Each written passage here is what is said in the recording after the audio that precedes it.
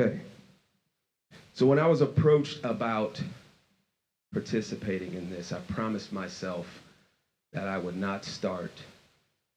I was not going to start with my hands like this, and I was not going to start with a question. But it turns out it's actually really effective. Like, it's a really cool thing to do. So I'm going to go back on my word to myself and ask you, have you ever been in a situation where you walked into a room or a space and you felt like you didn't belong? And the other side of that question, have you ever been in a room or a space and someone walks in and you wonder how they got there or whether they're in the right place? And so there's two sides to that story. And so I'll go through a few stories with you. I'll ask you a few questions about how we identify the commonalities between those and what that means for us as people and the assumptions that we make when it comes to the status quo. And so the first and most recent, as Michael Fu alluded to, I will be moving soon, and I will be moving to Minnesota. And recently, I contacted a realtor. We exchanged emails. She was terrific. She was responsive. I told her that I would be coming with my family. I said I will be coming with Logan. Dylan will be with me. My wife, Lori, will be with me. Logan is a boy. Dylan is a girl. I'm a man. Lori's a lady. I've accepted the head of upper school job at Breck, which is an independent K-12 day school in Minneapolis. And so we scheduled our first meeting, and I pulled up, and she was doing realtor things. The woman was. She was on her phone. She was kind of fumbling around a little bit, flipping through whatever it is that realtors flip through, and she's like furiously typing on her phone.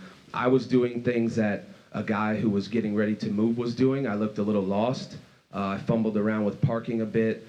I couldn't find the little meter where you have to pay. It was like all the way down the street, and so I had to run back.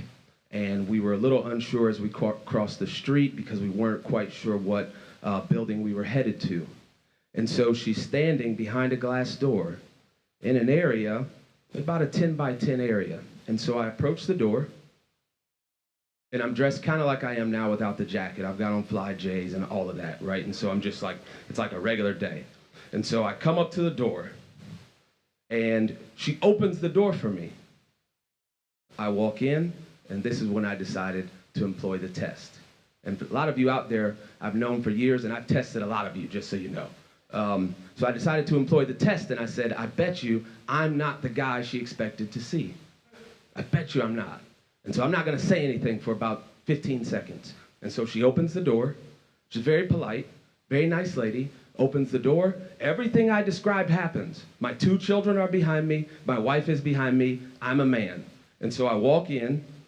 We all come into this small lobby. It's 10 by 10. And she's scrolling on her phone, scrolling on her phone. She opens the door. She doesn't look up. And after about 10 seconds go by, I say, "Oh, you must be," and I say her name. And she looks at me and she goes, "Troy?" And I said, "Yeah, it's great to meet you." That's one story. Not pernicious, not a story about being called the N-word, just a story about walking into a space that you've earned and the people there not expecting it to be you and what that means. Rewind a little bit. Experiences as Dr. Baker, even at Pace Academy, and the inquisition that happens sometimes when people's brains are scrambled when you're not the guy that they expect to see. And so when someone shows up at your office door and says, "I'm here to meet with Dr. Baker," you can go about that one of 2 ways. And what I typically say is, "Oh my gosh, you're so lucky, you're in the right place. Come on in and have a seat," right? And then we sit down and we get down to business, whatever that business may be for that occasion. And then their eyes kind of move over to the wall a little bit, and they kind of look at some of my degrees, and they see Vanderbilt, and they see Brown, and they look at me, and there's steam coming out of their ears. And they can't help it. They've got to ask, "How long have you been at Pace? Where are you from? You went to Vanderbilt? What was that like?" hey man, I'm trying to buy some shelves, right? Like I'm meeting with someone to buy some items for athletics. And so I get accustomed to having this conversation really quickly and summing it up so that I can get things done. And there's certain conversations I can move my way through because I understand it doesn't fit the pattern of who they thought they were going to see. And I compare that to my colleague, who's a great leader, super smart guy, someone I respect tremendously, and that's Mike Gannon. And Mike Gannon also went to Brown.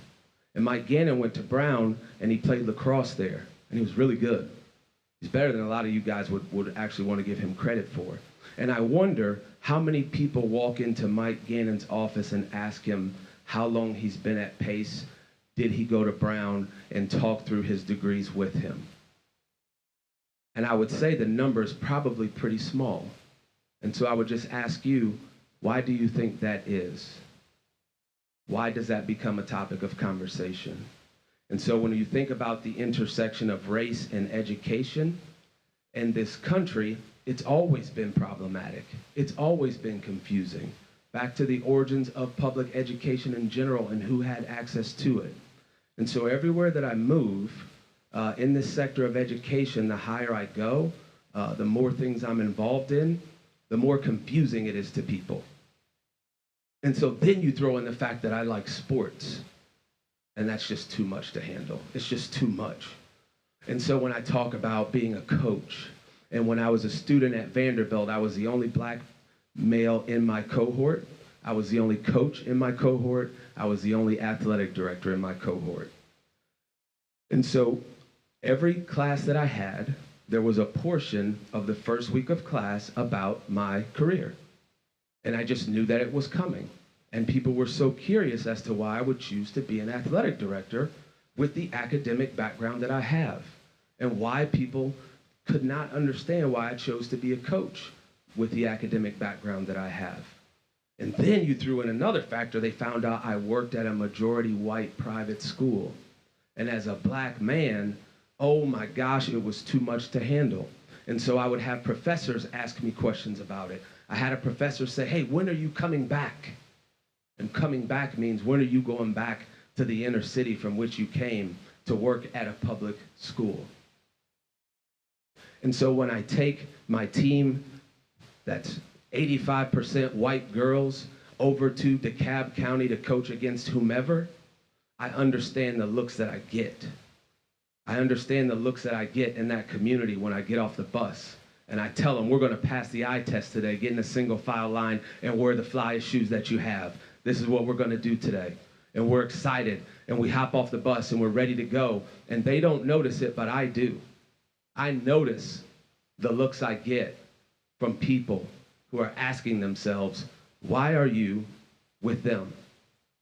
It's the same look I got when my dad forced me to go to private school as I finished 8th grade heading into 9th grade.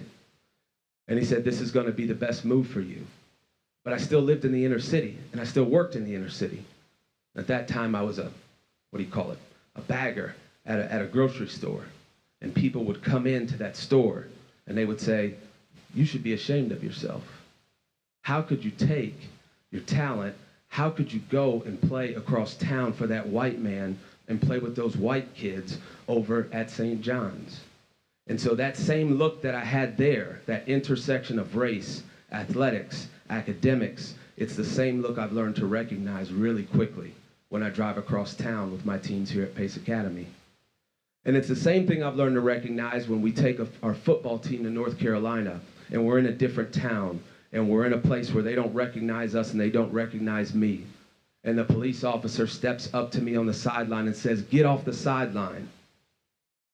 And I say, I'm not getting off the sideline. This is my team. I'm the athletic director for this school. And he steps up closer and his voice is shaking and he's nervous. I'm pissed, but he's nervous. And he says, get off the field now.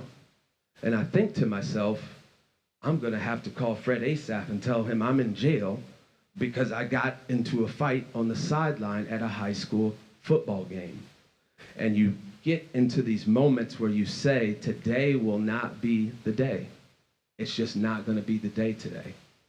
And the further you go and the more that you accomplish, the more you find yourself in these situations where these things intersect that are just very, very difficult for people to understand.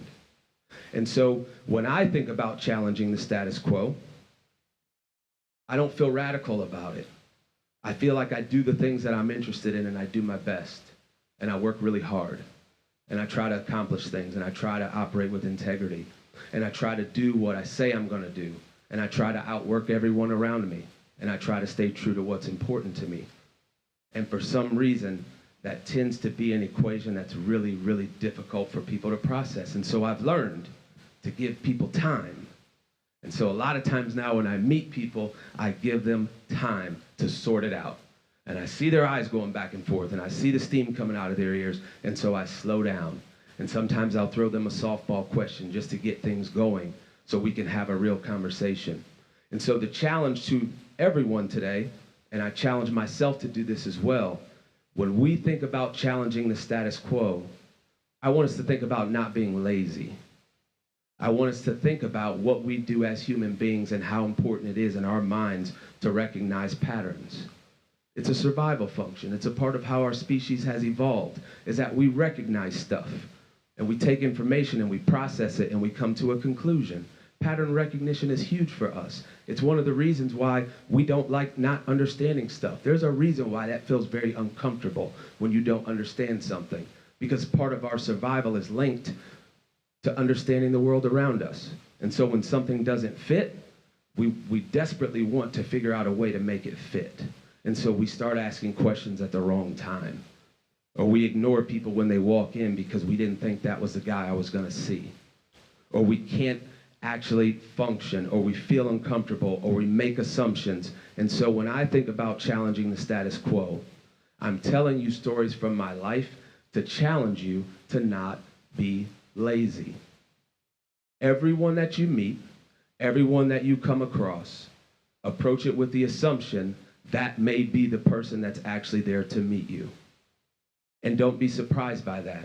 And the more you do that, the better person you become. And the more you do that, the least likely you are to make someone feel like they don't belong in a place where they've earned that seat. And so as just a closer today,